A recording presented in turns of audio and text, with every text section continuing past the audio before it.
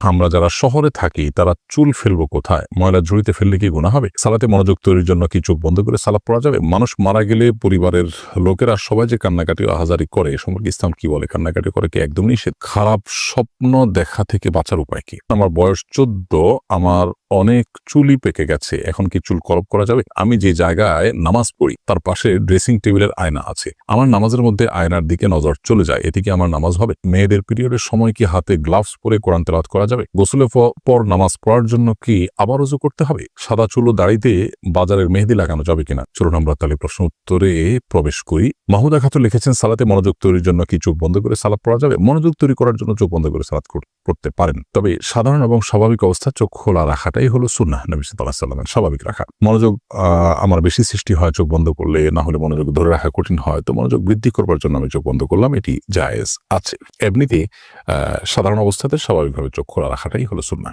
সেলিনা আক্তার, আপনি YouTube channel থেকে আমাদের প্রশ্ন করেছেন, আমার বয়স ১৪, আমার অনেক চুলই পেকে গেছে, এখন কি চুল কলপ করা যাবে?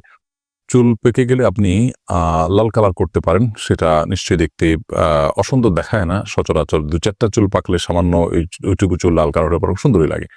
নবী করিম সাল্লাল্লাহু আলাইহি ওয়াসাল্লাম সাদা চুলকে অন্য কালারে পরিবর্তন করতে বলেছেন, তবে কালোকে পরিহার করতে বলেছেন। তিনি বলেছেন ওয়াজান্নাবু সাওয়াদ, তোমরা কালো কালার থেকে বেঁচে থাকবে।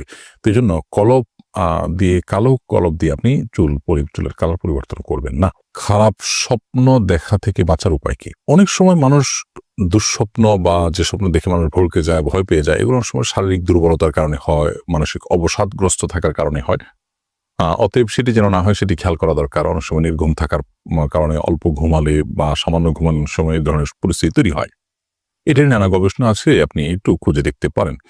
আর এর বাইরে অর্থবহ স্বপ্ন যেগুলো মনে হচ্ছে যে ইঙ্গিতমূলক এবং সেটি দেখে আমি ভড়কে যাচ্ছি, তাহলে এরকম স্বপ্ন যেন না দেখি তার জন্য আসলে বিশেষ কোনো উপায় আছে বলে আমার জানা নেই। তবে আপনি যেটি করতে পারেন তাহলে এই ধরনের স্বপ্ন দেখার পর সুন্নাহ এর আলোকে বাম পাশে আপনার যে অবস্থায় থাকেন সে অবস্থা আপনার হাতের বাম পাশে আপনি প্রতীকী থুথু ফেলবেন ৩ বার, হালকা হালকা করে ঠোঁটের আগায় আপনি ৩ বার থুথু করে আপনি প্রতীকী থুথু ফেলবেন। এর বাইরে আমানতু বিল্লাহি ওয়া রাসূলিহি পড়বেন এবং সম্ভব হলে সুযোগ থাকলে ২ রাকাত সালাত আদায় করবেন এবং সেই স্বপ্ন মানুষের কাছে বলে বেড়াবেন না। এগুলো হলো দুঃস্বপ্ন বা খারাপ স্বপ্ন দেখার পর করণীয়। আনিতা আখতার, আপনি লিখেছেন, মেয়েদের পিরিয়ডের সময় কি হাতে গ্লাভস পরে কোরআন তেলাওয়াত করা যাবে? কোরআনে কারীমের তেলাওয়াত পিরিয়ড অবস্থায় না করাটাই হলো জমহুর উলামায়ে কেরামের মত, অর্থাৎ করা যাবে না।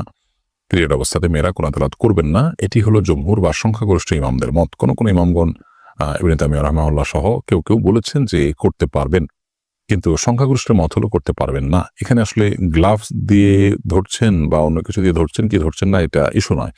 ইস্যু হলো যে তেলাওয়াত করা না করা নিয়ে। ধরাটা চাইতে ধরতে তো পারবেনই না, কিন্তু তেলাওয়াত করবেন না। তাহলে সেক্ষেত্রে এই টাইমে আপনি কি করবেন? আপনি ইসলামিক অন্যান্য ব্যবস্থা পড়বেন, কোরআনের বিভিন্ন ব্যাখ্যা গ্রন্থ আছে সেগুলো পড়তে পারেন, হাদিসের গ্রন্থ পড়তে পারেন, অন্যান্য আমল করতে পারেন, কিন্তু তেলাওয়াত করবেন না। এটি হলো সংখ্যাগরিষ্ঠ ইমামদের মত। রাকিবুল ইসলাম, আপনি লিখেছেন, মানুষ মারা গেলে পরিবারের লোকেরা সবাই যে কান্নাকাটি আহাজারি করে এ সম্পর্কে ইসলাম কি বলে? কান্নাকাটি করে কি একদম নিষেধ? না, মানুষ মারা যাওয়ার পর কান্নাকাটি করা নিষেধ এমন কোনো কথা নেই। বরং নবী করিম সাল্লাল্লাহু আলাইহি ওয়াসাল্লাম তার ছোট পুত্র সন্তান মৃত্যুর পর, জন্মের পর সন্তানের মৃত্যুতে নবী সাল্লাল্লাহু আলাইহি ওয়াসাল্লাম, ছেলের মৃত্যুতে নবী সাল্লাল্লাহু আলাইহি ওয়াসাল্লাম কেঁদেছেন, চোখে পানি পড়েছে। সাহাবীরা কেউ আশ্চর্য হয়েছেন, তখন নবী সাল্লাল্লাহু আলাইহি ওয়াসাল্লাম তাদেরকে জানিয়েছেন যে এটি কষ্টের কারণে, বিরহের বেদনায় এই পানি বের হয়ে থাকে চোখের, এটা স্বাভাবিক, এটা সহজাত বিষয়। অতএব কান্না করা দোষের নয়।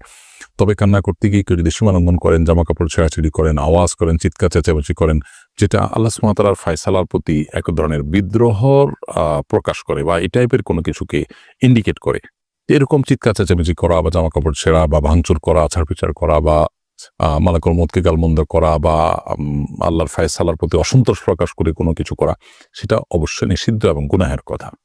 অতএব সে বিষয়ে আমাদেরকে সাবধান এবং সতর্ক থাকতে হবে। মিনহাজ রহমান, আপনি লিখেছেন, গোসলের পর নামাজ পড়ার জন্য কি আবার ওযু করতে হবে? গোসলের পর নামাজ পড়ার জন্য আলাদা করে ওযু করার প্রয়োজন নেই, যদি গোসলটা আপনি সুন্নাহসম্মতভাবে করে থাকেন। সুন্নাহসম্মত গোসল কি? সুন্নাহসম্মত গোসল হলো শরীরের কোনো জায়গায় নাপাক লেগে থাকলে, সেটা কাপড় হোক শরীর হোক, সেই জায়গাটাকে আগে আলতোভাবে ধুয়ে ফেলতে হবে। এরপর 2 হাতের কবজি ভালো করে ধুয়ে 3 বার, ঠিক ওযুর মতো করে 3 বার কুলি, ওযুর মতো নয়, ওযুর নিয়ত করে একেবারে 3 বার কুলি, 3 বার নাকে পানি, মুখ ধোয়া, হাত ধোয়া এবং মাথা মাসা করা। এরপরে পুরো শরীরে পানি ঢেলে আপনি গোসল শেষে 2 পায়ের গোড়ালি পর্যন্ত ধুয়ে আপনি চলে আসলেন। তাতে আপনার ওযু দিয়ে গোসল শুরু হলো, গোসল শেষ, ওযুর শেষ কাজটা পাও ধুয়ে আপনি বের হয়ে চলে আসলেন। এরপর আলাদা করে আপনার ওযু করার কোনো প্রয়োজন নেই।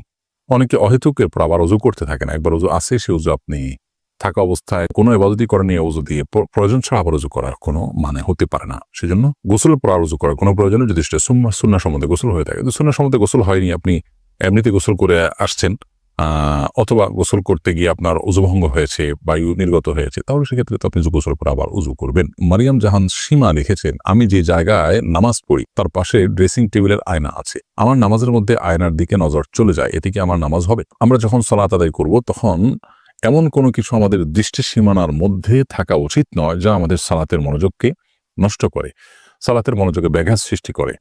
অতএব আমরা যখন সালাত আদায় করব, ঠিক আমাদের সামনেই যদি আয়না থাকে এবং সেই আয়না যদি আমাদের চোখ পড়ে, অর্থাৎ আমাদের দৃষ্টির সীমানার মধ্যে থাকে, তাহলে সেক্ষেত্রে সেটা অনুচিত হবে। হয় আমি তার ডানে বামে এমন কোনো জায়গায় দাঁড়াবো যে আয়না চোখ পড়বে না, অথবা পেছনে দাঁড়াবো যে এত দূরে চোখ যাবে না, অথবা কিছু দিয়ে আয়না ঢেকে নিব। এমনটি করা আমাদের উচিত এবং কর্তব্য। তারপরও যদি এরকমটি না করে আমরা আয়নাকে সামনে রেখে নামাজ আদায় করে ফিরি, নামাজ হয়ে যাবে, কিন্তু নামাজটি মাকরু হবে, আমাদের মনোযোগ নষ্ট হওয়ার মতো বিষয় সেখানে থাকার কারণে। বিশেষ করে যদি কেউ আয়নার দিকে তাকায়, সেক্ষেত্রে নামাজ মাকরু হবে। নবী করিম সাল্লাল্লাহু আলাইহি ওয়াসাল্লাম বুখারীর একটি বর্ণনা মতে তাকে একবার সালাত আদায় করবার জন্য এক টুকরো কাপড় দেওয়া হয়েছে, তিনি তার উপরে দাঁড়িয়ে সালাত আদায় করেছেন। কাপড়টি বেশ কারুকার্য খচিত ছিল। তখন নবী সাল্লাল্লাহু আলাইহি ওয়াসাল্লাম সালাত শেষ করে বললেন যে, আমাকে এই কাপড় কে দিয়েছে? এটি আমার মনোযোগে ব্যাঘাত সৃষ্টি করছিল। তখন পরিবর্তন করে একটা প্লেন কাপড় দেওয়া হয়, তারপর তিনি সালাত আদায় করেছেন। এখান থেকে বোঝা যায় নামাজের মনোযোগ নষ্ট হতে পারে এরকম কোনো কিছু দৃষ্টি সীমানার মধ্যে রেখে সালাত আদায় করা অনুচিত। সেই বিবেচনায় আমরা আয়নার বিষয়টিকে মাথায় রেখে সালাত আদায় করব, যে সামনে যেন না থাকে, থাকলেও যেন আমাদের দৃষ্টি সেখানে না পড়ে। সাদা চুল ও দাড়িতে বাজারের মেহেদি লাগানো যাবে কিনা? যাবে। বাজারে যে আর্টিফিশিয়াল মেহেদি আছে লাগানো যাবে। যদি